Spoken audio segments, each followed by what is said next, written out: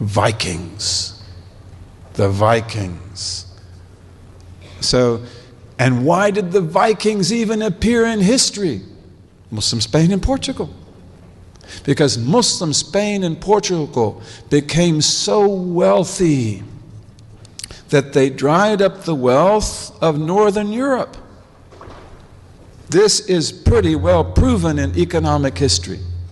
And countries like what is today Denmark and Norway and Sweden and England and Northern Germany and Holland, they became poor because nobody would go there anymore.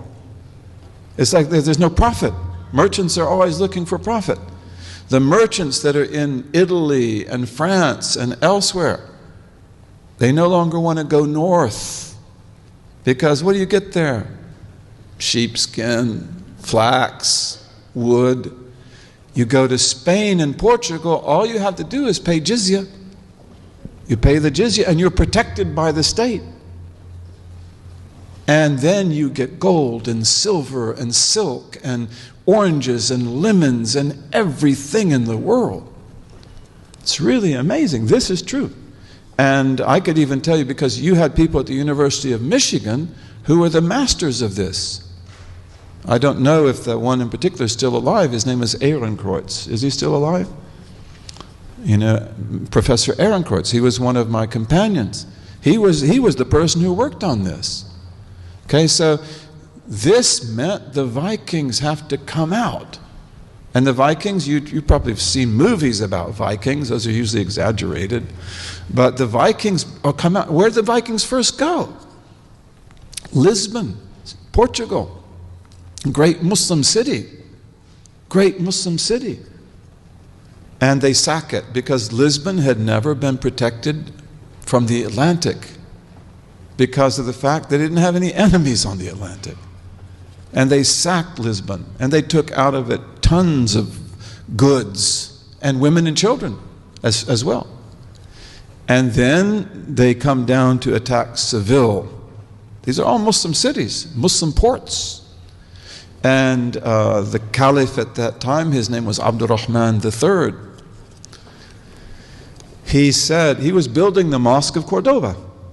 And he said, I won't put a brick on another brick until we get rid of these fire worshippers. He called them fire worshippers. He also called them Normans, Northmen, Nurman. They called them Northmans. They called themselves Northmen as well. He said, I won't do, he said, stop the mosque. He said, we will fight these people. We will defeat these people. We'll teach them a lesson. You don't do this to our cities. You want to trade with us? That's one thing. But you want to do this? No, we will teach you a lesson. And the great Maliki scholar of Cordoba at that time is one of our famous teachers, Ibn al-Habib. He said, you are the Khalifa. You know, he didn't say you can chew gum and walk at the same time. They didn't chew gum then.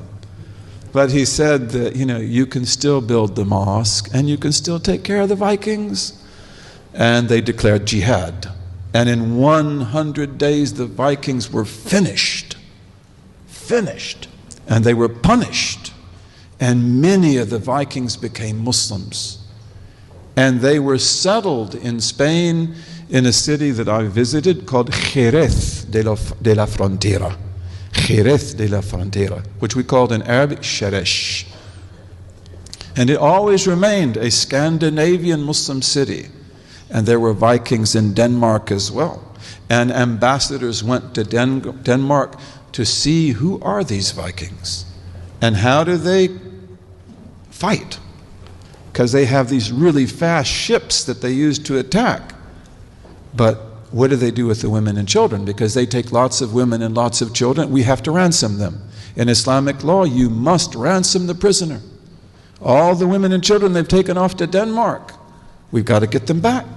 This is also why the ambassador is going. We'll pay you gold. We'll get them back. But give back our children. Give back our women. Okay, so they go there. But also they go there to learn who are these people and how do they fight. And one of the things they learn is that they have war boats. That's what you see in the movies, right? But they have barges.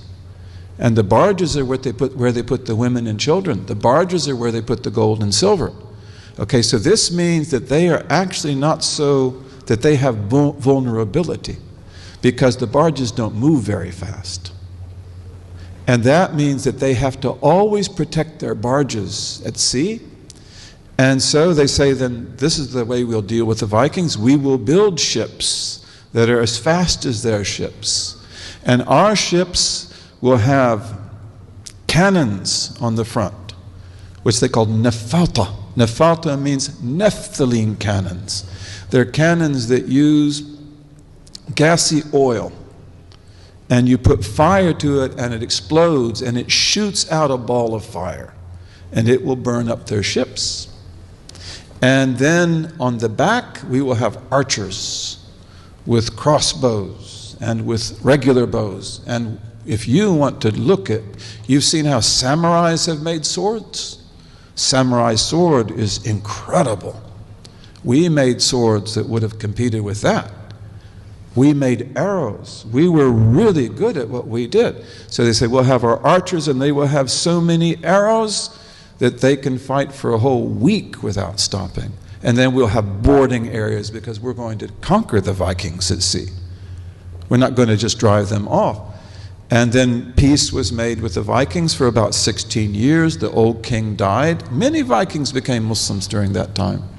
The old king died. The new king said, the old king made the treaty. I didn't make the treaty. I don't agree.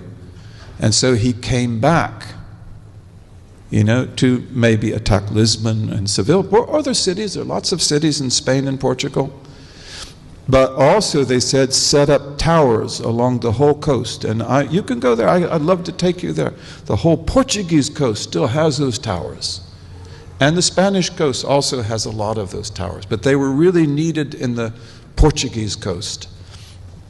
And these towers are so close to each other that they can send smoke signals, light signals, mirror signals, and they have a whole code to communicate. And then any time a Viking ship appears, you send the signals out, whether it is day or night, and we go out and get them on the sea. You've got to fight them on the sea. You cannot let them attack you on land. And so the Vikings come back. The first time when they attacked Lisbon, they had like 50 ships. The second time, they had almost 70. 70 warriors. 70 ships of warriors, of Viking warriors. And the Muslims attacked them at sea. And they burned half the fleet. And they took all their barges. And the rest of the fleets escaped. And they went into the Mediterranean. They attacked Morocco, Nadur. They attacked other places. Okay, and that is one of the most important battles in history. You remember that when you studied in school. You never heard about that, did you? But that is one of the most important battles in human history. And then those ships, they will then take to Mallorca. All of the islands of the Mediterranean were Muslim islands. All of the islands of the Mediterranean embraced Islam even before Spain and Portugal. Mallorca, Menorca, Ibiza. Have you ever been to Ibiza? Ibiza. What word is Ibiza from? From Arabic. Yabisa. Dry island. Yabisa. Ibiza. And then they establish ships in Mallorca, and on that basis they go up to Switzerland from the Rhone River. Very, very interesting. Very interesting. We have got to write history. We've got to write history. We gave a lesson in Detroit, on African roots in America, African Muslim roots in America, and also pre-Muslim roots in America. And that's not a dream, that's not an illusion, that's historical fact. But why didn't we study that in our history books? We've got to write our own history books, bi-idhnillahi ta'ala.